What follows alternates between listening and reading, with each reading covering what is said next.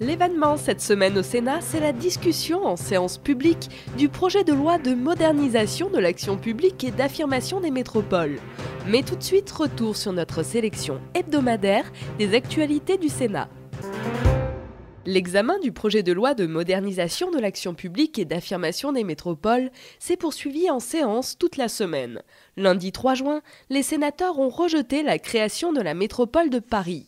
Ils ont en revanche adopté la création de Lyon Métropole et de la métropole d'Aix-Marseille-Provence.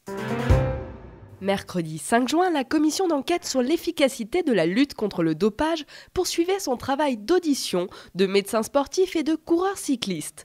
L'occasion d'un point d'étape avec le rapporteur Jean-Jacques Lozach à quelques semaines de la publication du rapport. Il s'agissait surtout d'accumuler un certain nombre d'éléments d'information qui nous servent véritablement de référence, de base à tout un ensemble de propositions. Et je crois pouvoir dire que sur ce plan-là, avec environ 70 personnes auditionnées, nous avons accumulé un certain nombre d'éléments qui vont vraiment servir de fondation, de soubassement à nos préconisations. Ce même jour, le groupe de travail du Sénat sur l'impact économique des dispositifs de défiscalisation spécifiques aux Outre-mer a rendu public son rapport. Au terme d'un travail de 2 mois, les sénateurs ont rédigé 10 propositions afin d'optimiser au mieux cette aide à l'investissement. Des rapports sur la fiscalité ou sur l'outre-mer, il y en a eu beaucoup.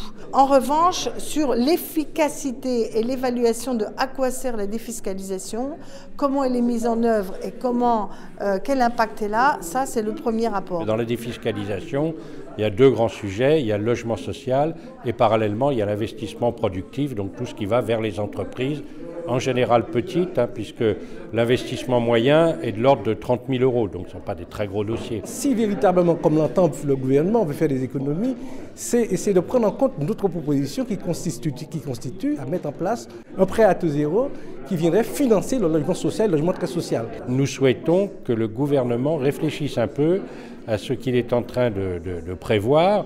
Pour nous, la défiscalisation, ce n'est pas la panacée surtout, mais c'est indispensable pour les petites et moyennes entreprises. Pour le reste, on peut trouver des solutions plus intéressantes sur le plan fiscal pour notre pays. L'Office parlementaire des choix scientifiques et technologiques a rendu public son rapport d'étape sur les techniques alternatives à la fracturation hydraulique pour l'exploration et l'exploitation des hydrocarbures non conventionnels. Si les parlementaires concluent que la fracturation hydraulique reste la technique la plus efficace et la mieux maîtrisée pour extraire les hydrocarbures non conventionnels, ils insistent sur le respect de certaines règles concernant l'environnement. On arrive aujourd'hui là où c'est exploité, c'est-à-dire aux États-Unis, où c'est une vraie révolution, à extraire ces hydrocarbures dans des conditions tout à fait satisfaisantes d'un point de vue environnemental. Donc nous nous disons, écoutez, si on en a, il vaut mieux encore l'utiliser que de l'acheter à un prix très élevé. La fracturation hydraulique, améliorée telle qu'elle est utilisée aujourd'hui, est encore la meilleure réponse, surtout dans le temps, c'est-à-dire qu'elle est utilisable dès à présent. Mardi 11 juin, débat sur les conclusions de la commission d'enquête sur l'influence des mouvements à caractère sectaire. Jeudi 13 juin, examen du projet de loi relatif à l'élection des sénateurs. Ce même jour, question crible thématique sur l'avenir des retraites.